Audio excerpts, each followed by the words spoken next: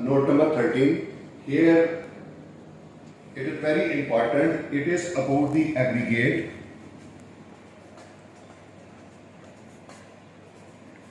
surface area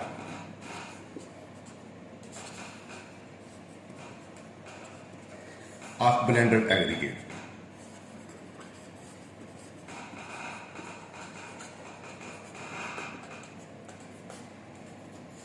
It is represented by ASA, aggregate surface area. Now we will try to find out the aggregate surface area. First of all, I would like to tell you one thing. This aggregate surface area has a very critical role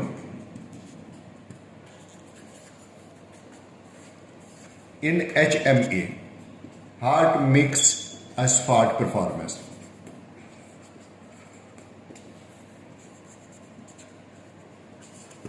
Now, second thing, we have to use blended aggregate.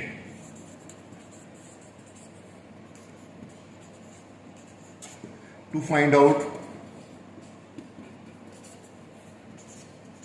this aggregate surface area.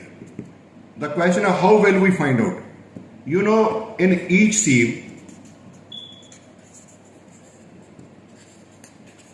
the passing material, the percentage of passing is multiplied by surface area factor. I will give you example, then you will understand it. When we have done this, and after that we will make the addition of all above. Fourth point, we will make the addition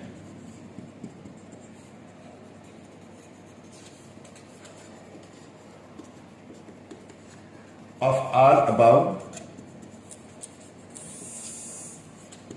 The sum is known as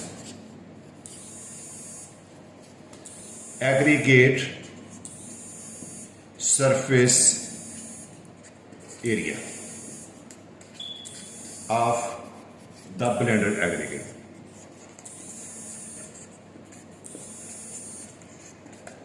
And you know, everything has the unit. So we can say that it is expressed in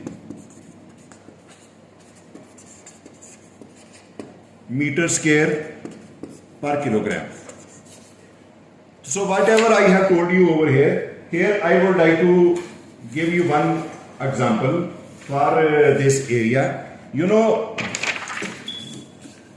if you have gone through all my previous lectures, when I was making the design, I had told you that this is my passing percentage.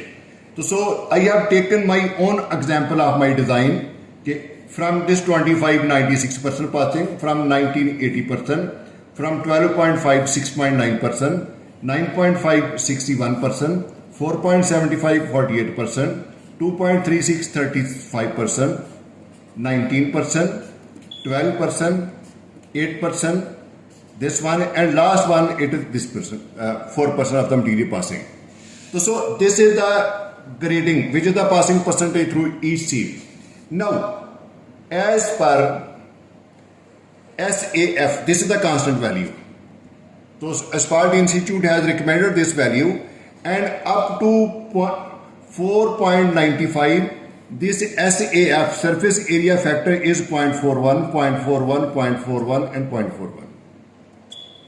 Now, when my sieve after 4.75 is reducing down, the surface area factor is increasing. You know, 2.36, 0.82, 1.18, 1.64, and for the 0.6, 2.87, for the 0.3 micron, 6.14, and for 0.15, it is 12.25, 29, and for the 75 micron, 32.77.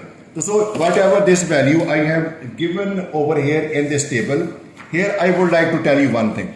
You know, I had already given you how will we find out the surface area.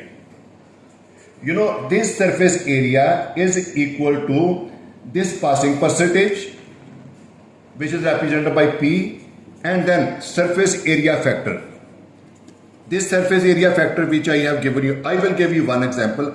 All the values which are above 4.75, it is taken as 0.1.